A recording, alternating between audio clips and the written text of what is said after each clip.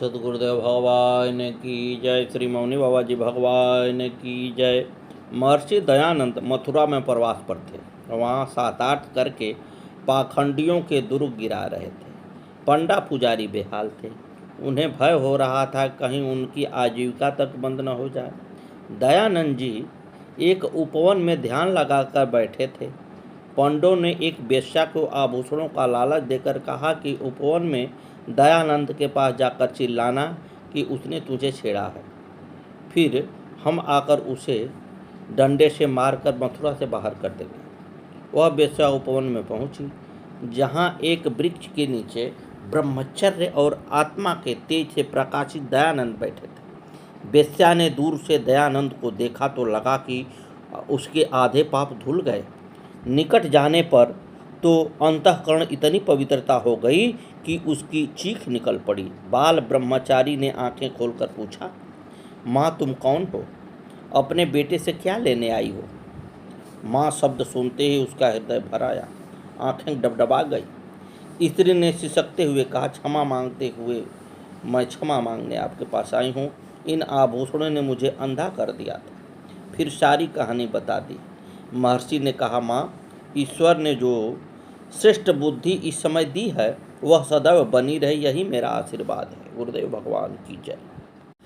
महाप्रभु श्री हित हरिवंश गोस्वामी से दीक्षा लेने से पूर्व श्री नरवाहन जी डाकुओं के सरदार थे। ये यमुना तट पर स्थित भौम गांव के निवासी थे। वहाँ इनकी गढ़ी के अवशेष अब भी विद्यमान हैं।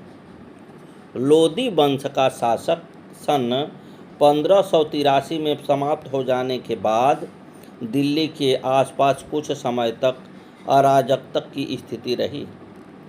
इस काल में नरवाहन ने अपनी शक्ति बहुत बढ़ा ली थी और संपूर्ण ब्रजमंडल पर अपना प्रभुत्व स्थापित कर लिया था। आसपास के नरेश तो इनसे डरने ही लगे थे। ये दिल्ली के शासकों की आज्ञा का भी उल्लंघन करने लगे थे। वृंदावन उस समय एक घना जंगल था। श्री चैतन्य महाप्रभु के कृपा पात्र कुछ बंगाली संत यहाँ बसने की चेष्टा कर रहे थे, किंतु डाकुओं के आतंक से यहाँ जम नहीं पा रहे थे। इसी काल में 1591 में श्री हरिवंश गोस्वामी श्री राधा वल्लभ जी के विग्रह एवं अपने परिवार परिकर सहित वृंदावन पधारे और ब्रजवासियों से भूमि लेकर श्री वृंदावन में निवास करने लगे। उनकी कीर्ति सुनकर एक दिन ये उनसे मिलने आए। श्री हिताचार्य उस समय अपने शिष्य नवलदास जी के साथ भगवत चर्चा कर रहे थे। नरवाहन जी एक तरफ बैठकर उसे सुनते रहे और अपलक नेत्रों से महाप्रभु जी के दर्शन करते रहे। उस समय इनको ऐसा लग रहा था कि वे किसी घोर निद्रा से धीरे धीरे जग रहे हैं और उनके चारों ओर एक अद्भुत प्रकाश फैल रहा था जो अत्यंत सुहावना और शांतिदायक है। इनके हृदय में निर्देश का भाव उठने लगा और इनको अपने पिछले हिंसापूर्ण कृत्यों पर पश्चाताप होने लगा। इनकी आंखों से आंसुधारा प्रवाहित हो गई और इन्होंने अपना मस्तक महाप्रभु के चरणों में रख दिया। श्री हिताचार्य ने इनकी ओर करुणा दृष्टि से देखा और इनके मस्तक पर हाथ रखा। नरवाहन जी और अधिक भाव विह्वल हो उठे। इन्होंने श्री हिताचार्य से अपनी शरण में लेने की प्रार्थना की। महाप्रभु ने इनकी दीक्षा दे दी और भविष्य में संपूर्ण कुकर्मों को छोड़कर वैष्णव जनोचित आचरण करने की आज्ञा दी। इसके बाद इनको उपासक का स्वरूप बताया और गुरु इष्ट धाम की महिमा समझाई। नरवाहन जी ने अपनी गाड़ी में वापस पहुंचकर वहां का संपूर्ण वातावरण बदल दिया और सेवा में अपना सारा समय लगाने लगे। लूटपाट बंद कर देने से अपने इनके तथा इनके आश्रित कर्मचारियों की जीविका का साधन खेती मात्र रह गया था या वह चुंगी रह गई थी जो इनके कर्मचारी यमुना जी में गुजरने वाली मालवाहक नौकाओं से लेते थे। इनके आचरण परिवर्तन की सूचना चारों ओर फैल गई थी। दबदबा समाप्त हो जाने के कारण इनके कर्मचारियों की चुंगी वसूलने में भी कठिनाई पड़ने लगी। कुछ ही दिन बाद एक जैन व्यापारी कई नावों में बहुमूल्य सामान लादे हुए यमुना जी में दिल्ली से आगरा की ओर यात्रा कर रहा था। व्यापारी ने कई बाजारों में अपने साथ बंदूकों से सुसज्जित सैनिक तैनात कर रखे थे और वह किसी भी चुंगी देने को तैयार नहीं थे। नरवाहन जी के कर्मचारियों को ऐसे लड़ाकू व्यापारी के आने की पूर्व सूचना मिल चुकी थी और उन्होंने भी अपने सैनिक बुला लिए थे। चुंगी मांगने पर व्यापारी ने बंदूक से लड़ाई छेड़ दी। इधर से भी बंदूक चलने लगी और उसके सशस्त्र बजरे डुबा दिए गए। नरवाहन जी के सैनिकों ने नावों का माल लूट लिया और व्यापारी को बंदी बना लिया। युद्ध में दोनों ओर से अनेक सैनिक मारे गए और यमुना जी का जल रक्त रंजित हो गया। इनके अनुगतों ने बंदी व्यापारी एवं उनकी 3 लाख मुद्रा के सामान को लेकर नरवाहन जी के सामने प्रस्तुत हुए। युद्ध का वृतांत सुनकर नरवाहन जी का मन खिन्न हो उठा और उनको उस व्यापारी पर क्रोध आ गया। ब्रजवासियों की हत्या करने के कारण इन्होंने व्यापारी की भर्त्सना की और आज्ञा दी कि उसको हथकड़ी बेड़ी में जकड़कर कारागार में डाल दिया जाए और जब तक वह इतना ही धन घर से न मंगा दे तब तक इसको छोड़ा न जाए। नरवाहन जी की इस एक दासी उस समय वहीं उपस्थित थे। व्यापारी तरुण और सुंदर था। उसको देखकर दासी के मन में करुणा आ गई। वह उसकी मुक्ति का उपाय सोचने लगी। व्यापारी को कारागार में बंद हुए कई महीने हो गए, किंतु वह अपने घर से धन न मंगा सका। नरवाहन जी के कर्मचारी ने कुछ ही दिनों में उसे फांसी पर लटकाने की योजना बना रखी थी और इनके आदेश की प्रतीक्षा कर रहे थे। दासी को जब इसकी सूचना मिली तो वह घबरा उठी और एक दिन अर्धरात्रि के समय कारागार के द्वार पर जाकर उसने सोते हुए व्यापारी को जगाया। दासी ने उससे कहा कि तुम शीघ्र ही फांसी पर लटकाया जाएगा। व्यापारी बड़बड़ाकर दासी से अपनी जीवन रक्षा का उपाय बताने का प्रार्थना करने लगा। दासी ने कहा, तेरे बचने का एक मात्र मैं तुमको बताता हूँ। मैं तुमको यह कंठी माला दे रही हूँ, इसे तू अपने गले में बांध ले और श्री राधा वल्लभ श्री हरिवंश नाम की प्रातःकाल ब्रह्मबेला में धुन लगा देना। इस नाम को सुनकर नरवाहन जी स्वयं दौड़े हुए तेरे पास आ जाएंगे। तू उनसे यह कहना, मैं श्री हरिवंश जी का शिष्य हूँ। तब वे अपने हाथ से तेरी हथकड़ी खोल देंगे और तुझे तेरा संपूर्ण धन वापस देकर तुझे आदरपूर्वक विदा कर देंगे।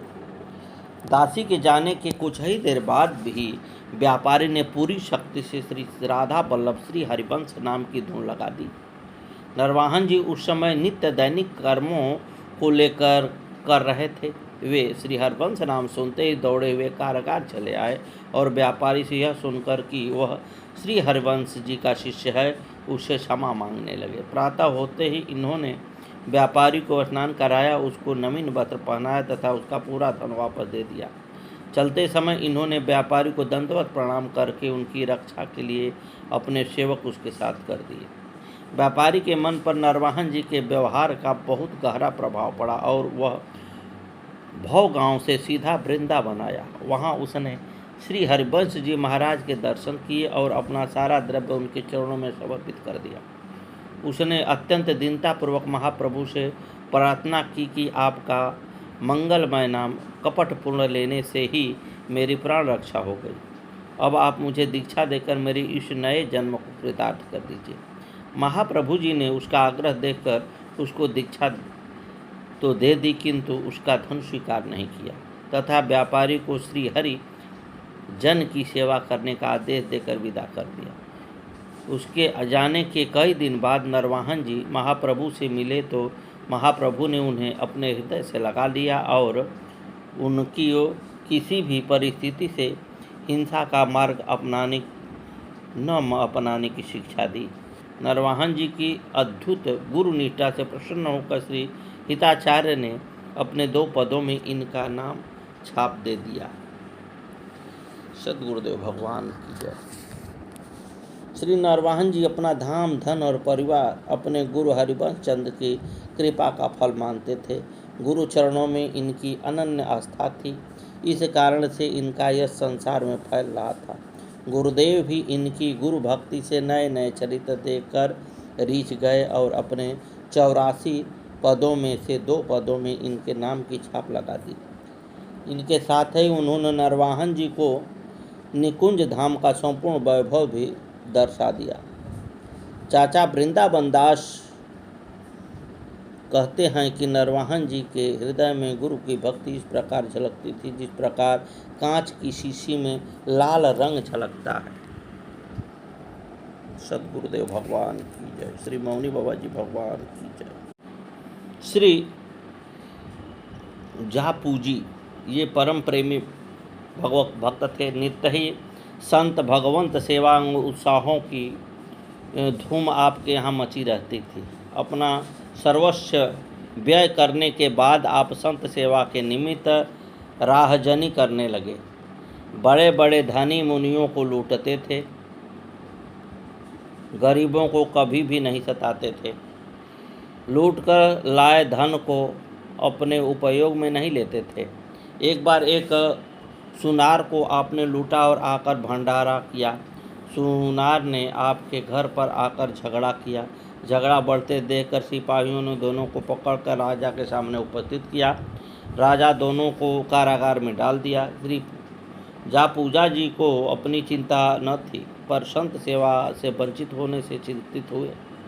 रात को राजा से स्वप्न में भगवान ने कहा, तुम मेरे भक्त को कैद खाने में बंद कर रखा है, उसे शीघ्र छोड़ दे, नहीं तो तेरा कल्याण नहीं होगा।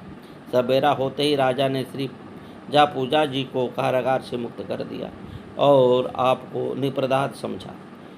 सुनार को अपराधी समझकर उसको बड़ी नहीं छोड़ा। श्री जापूजा जी ने सुनार के बिना अकेले कैद से मुक्त होना स्वीकार नहीं किया। दूसरी रात को भगवान ने पुनः स्वप्न दिया और कहा कि जैसा भक्त कहते हैं वैसा ही करो। राजा ने दोनों को छोड़ दिया।